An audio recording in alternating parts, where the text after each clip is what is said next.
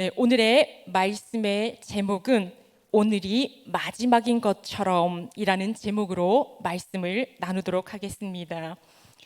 애플사의 전 CEO인 스티브 잡스를 다들 아실 겁니다. 이 스티브 잡스가 고등학교 때 한 문장을 보았습니다. 그 문장이 무엇인가? 앞에 보시면 하루하루를 마지막인 것처럼 살면 언젠가 의인의 길을 걷게 된다라고 하는 문장을 이 스티브 잡스가 보았습니다. 그래서 이 고등학교 때부터 스티브 잡스는 매일 아침에 거울을 보고 내가 오늘이 마지막이라면 내가 오늘 하려고 했던 일을 할 것인가를 항상 물었다고 합니다. 그래서 오늘이 마지막인데 내가 이것을 할 것인가 물었을 때 아니다 라고 결정했다면 내가 다른 일을 해야겠다라고 생각을 했습니다. 매일 마지막을 생각하는 것, 오늘이 마지막 인생일 수 있다라는 그것을 생각하는 것, 이렇게 생각할 때 무엇이 소중한지, 무엇이 소중하지 않는지를 현명하게 바라볼 수 있게 하는 눈이 생긴다라는 것입니다. 오늘 시편 49편 말씀의 시인은 당당하게 말을 합니다. 우리 1절 말씀을 함께 봉독하시겠습니다. 시작. 뭇 백성들아 이를 들으라. 세상의 거민들아 모두 귀를 기울이라. 시편 49편의 이 시인은 당당하게 뭇 백성아, 세상의 거민들아, 내 말에 귀를 기울이라 라고 합니다. 2절 말씀해 보시면 귀천 빈부를 막론하고 내 말을 다 들을지어다 라고 당당하게 이야기합니다. 도대체 49편의 이 시인은 어떤 말을 들으라 라고 하는 것이지요. 4절 말씀에 보면 수금으로 나의 오묘한 말을 풀리로다 라고 말하고 있습니다. 수금으로 푼다라는 것은 시적인 표현입니다. 그만큼 집중해서 내 이야기를 들으라 합니다. 어떤 이야기인가? 이렇게 6절 말씀에 보면 재물을 의지하고 부유함을 자랑하는 자, 재물을 의지하지 말고 부유함을 자랑하지 말라라고 합니다. 이것이 자신의 명철이고 지혜의 말이니 들으라라고 합니다. 재물을 의지하지 말라, 부유함을 자랑하지 말라. 지금 우리는 2021년을 살아가고 있습니다. 그런데 시편은 언제 쓰였을까요? 바로 모세 때부터 포로 귀환 때까지 1000년에 걸쳐서 이 시편은 이렇게 쓰여졌습니다. 지금부터 더해 본다면 약 2500년, 3000년 전에 이 시편이 쓰여졌습니다. 그때나 지금이나 우리에게 주는 교훈이 같습니다. 재물을 의지하지 말고 부유함을 자랑하지 말라. 이것이 명철이고 지혜다 라고 이 시는 우리에게 이야기하고 있는 겁니다. 형제를 구원하지 못한다. 이 재물과 부유함이 형제를 구원할 수 없다. 뿐만 아니라 우리가 죽을 때 이 재물과 부유함을 가지고 갈 수 없다라고 합니다. 지혜자나 미련한 자나 무식한 자나 어떤 자나 다 죽지만 그 재물을 가지고 갈 수 없다라고 합니다. 11절 말씀에 보면 집과 거처와 토지, 이거는 내가 죽더라도 대대손손 내 이름을 남겨서 남기리라 생각하지만 12절 마지막 말씀에 보시면 종기 하나 장구하지 못한다. 끝까지 가지 못한다. 이 재물과 부유하면 절대로 끝까지 가지 못한다. 멸망하는 짐승 같다라고 말해주고 있는 겁니다. 바로 49편의 이 시는 오늘이 마지막이라면 오늘 우리가 하나님 나라에 갈 때에 재물과 부유함은 가지고 갈 수 없다. 오직 하나님을 믿는 믿음과 하나님 뜻대로 사는 그것을 가지고 하나님 나라에 갈 수 있다라고 우리에게 이야기하고 있는 겁니다. 김세별 전 애원이라고 하는 분이 떠난 후에 남겨진 것들이라고 하는 책을 썼습니다. 떠난 후에 남겨진 것들. 이분들은 무엇을 하는 분인가? 바로 특수 청소 전문가이십니다. 특수 청소 전문가. 어떤 것을 청소하길래 특수 청소 전문가라는 이름이 붙었는가? 바로 이분들은 고독사 하신 분들의 그 유품을 정리하는 사람입니다. 혼자 돌아가셨을 때 그 시체를 또 장례와 연결해 주는 사람입니다. 그 시체를 장례로 연결해 드리고 남은 그 물품들을 청소해 주는 분들이지요. 고독사는 혼자 사시다가 이렇게 죽으셨는데 또 오랜 시간 방치된 그런 것을 고독사라고 합니다. 고독사에는 자살하는 분도 계시고 지병으로 돌아가신 분도 계시고 갑자기 사고로 돌아가시는 분도 있습니다. 범죄로 돌아가시는 분도 있지요. 혼자 계시다가 돌아가셨습니다. 그래서 이분들이 갑자기 돌아가셨을 때 이분들을 장례로 연결해주고 또 그 집을 치워주는 거지요. 그런데 이분들이 많은 사례들을 책으로 썼습니다.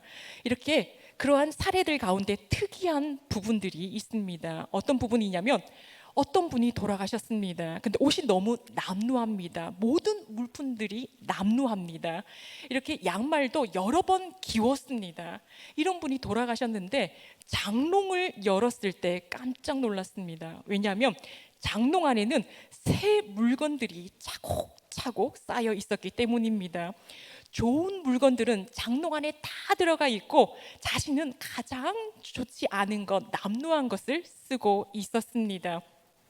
다 그 장롱에서 그 새 것들을 다 꺼내 보았더니 그 옛날 옛적의 새 양말, 옛날 옛적의 그 새 옷들까지도 다 들어가 있다라는 것이지요. 아끼고 아낀다고 새 물건, 좋은 것은 하나도 쓰지 않고 정말 다 떨어진 그 옷만 입고 다 떨어진 양말을 기워서 그렇게 살다가 돌아가신 겁니다. 그분들이 이야기합니다. 제발 좀 집에서 좋은 것을 먹으십시오. 집에 있는 좋은 옷을 입으십시오. 아끼다 아끼다 죽으면 무슨 소용 있습니까? 집에서 가장 좋은 음식 먹고 가장 좋은 옷을 입으십시오 라고 이야기를 합니다.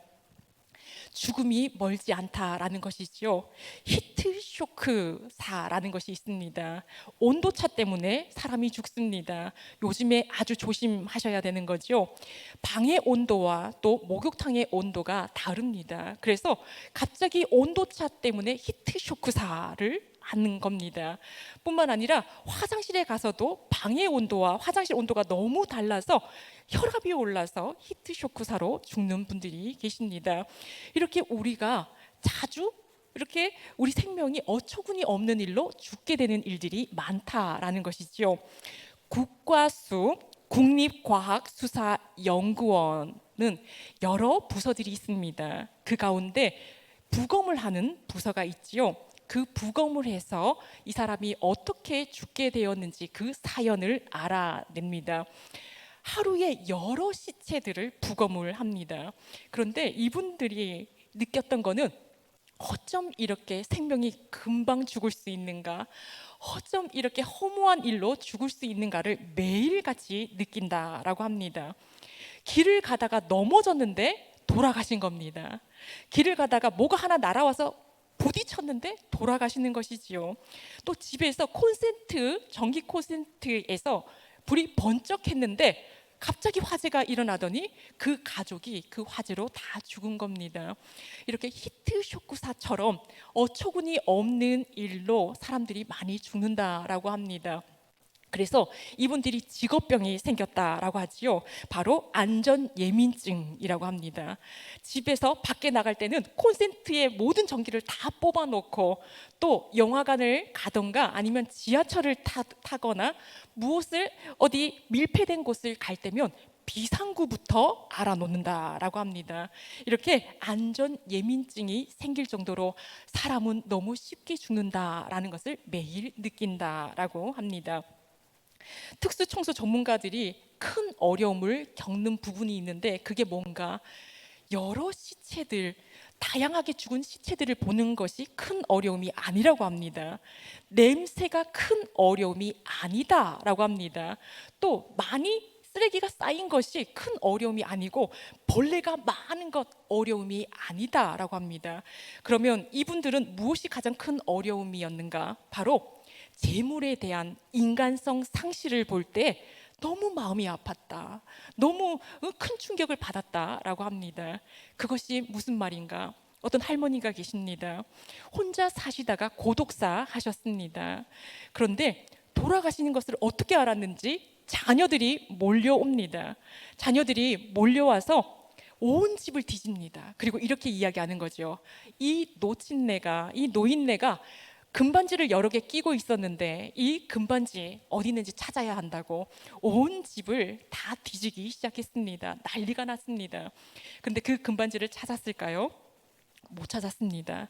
못 찾고 다 이제 가려고 하는데 책상 위에 액자가 하나 놓여 있습니다. 그 어머니와 아버지, 그 할머니 할아버지의 사진이 들어있는 액자이지요. 이 특수청소 전문가가 이 액자라도 들고 가라고 합니다. 왜냐하면 부모님 사진인데 이걸 버릴 수 없으니 들고 가십시오라고 했더니 돌아가신 분 사진을 왜 가져가냐고 버리라고 자식들이 이야기를 하는 겁니다. 그래도 그건 아니라고 생각이 들어서 그 액자 안에 그 부모님의 사진을 빼서 사진이라도 드리고 그 액자는 버리려고 액자를 열었습니다. 근데 그 사진 뒤에 뭔가가 나왔습니다. 뭐가 나왔냐면 진문서와 500만 원이 들어있는 장례 비용이 나온 겁니다. 아마도 그 금반지로 장례 비용을 마련했던 모양입니다. 그것이 나왔다고 이야기하자마자 이 자녀들이 늑달같이 달려들어서 그것을 서로 갖겠다고 싸우는 모습을 보았다라고 합니다. 그 모습을 보면서 부모님이 돌아가셨는데 슬퍼하지 않고 이 재물을 보고 이렇게 달려드는 그 자녀들을 보니 인간성 상실에 대한 그 충격이 가장 힘들었다라고 합니다.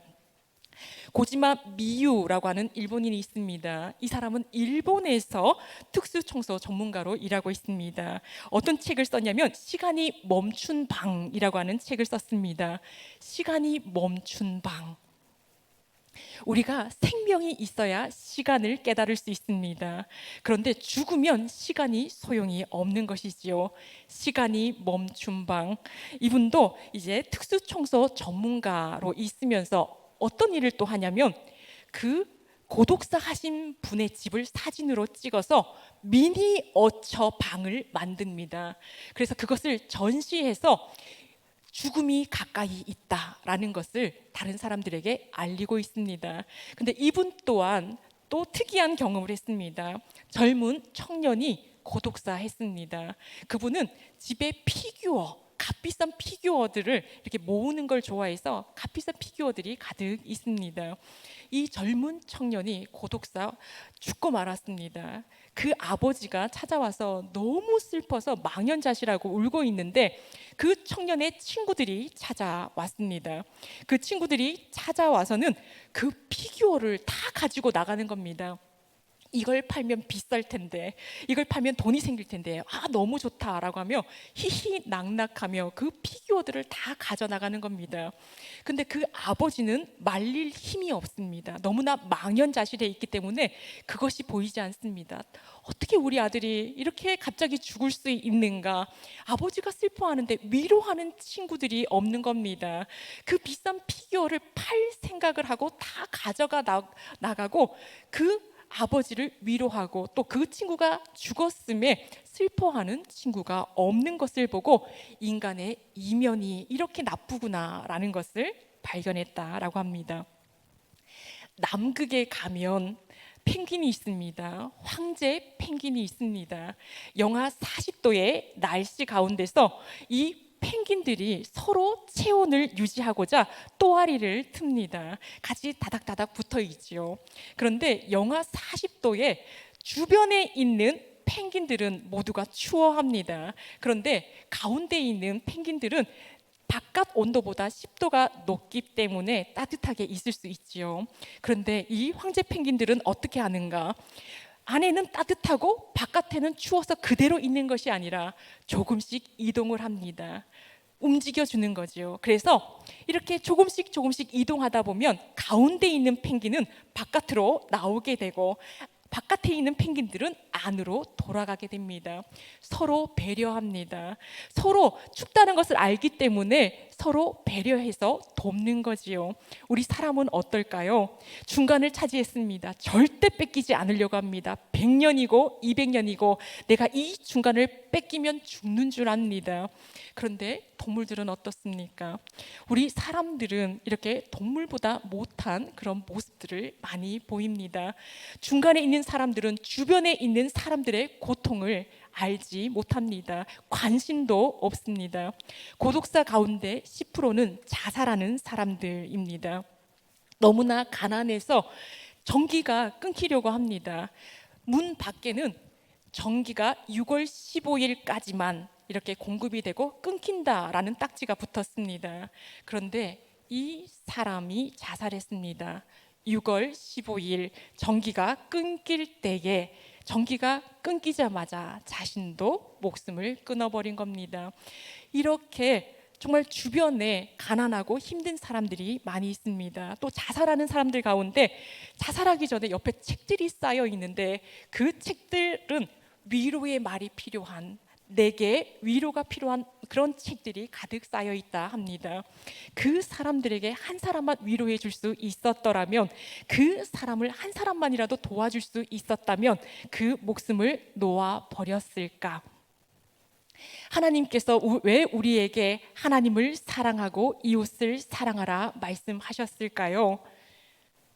우리가 오늘이 마지막이라면 하나님 나라에 가지고 갈 수 있는 것, 그게 뭘까요? 바로 믿음과 사랑의 추억입니다.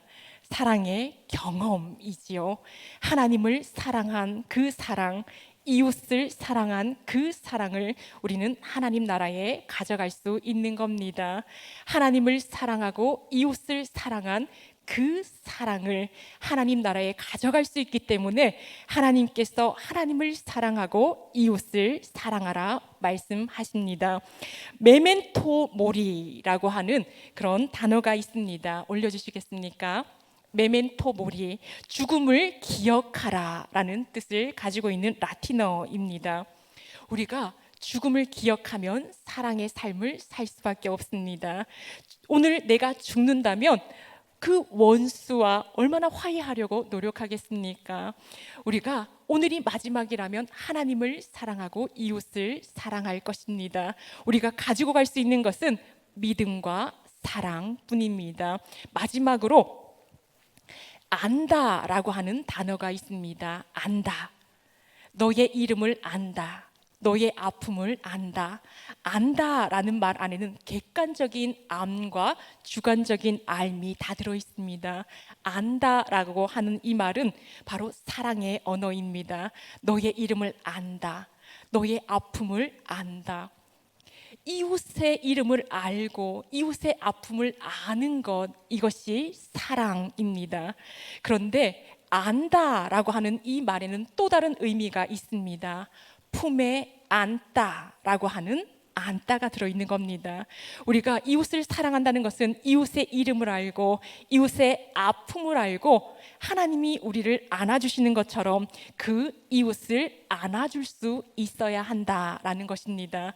우리가 오늘이 마지막이라면 우리는 믿음과 사랑을 가지고 하나님 나라에 가야 될 것입니다. 이 사랑은 아는 것입니다. 이웃을 아는 겁니다. 이웃의 아픔을 아는 겁니다. 내 앞에 있는 사람의 그 마음과 생각과 그 가족들을 아는 것입니다. 아는 것이 사랑이고 그 앞에 있는 사람, 그 이웃들을 내가 안아주는, 품에 안아줄 수 있는 것이 사랑입니다. 오늘이 마지막이라면 우리는 믿음과 사랑을 준비해야 될 것입니다. 이웃을 알아야 됩니다. 이웃을 안아 주어야 합니다. 오늘이 마지막, 또 앞으로 정말 마지막이 올 때에는 믿음과 함께 사랑의 추억을 가장 가득 채워서 하나님 나라에 갈 수 있는 저와 여러분이 되시기를 축원합니다.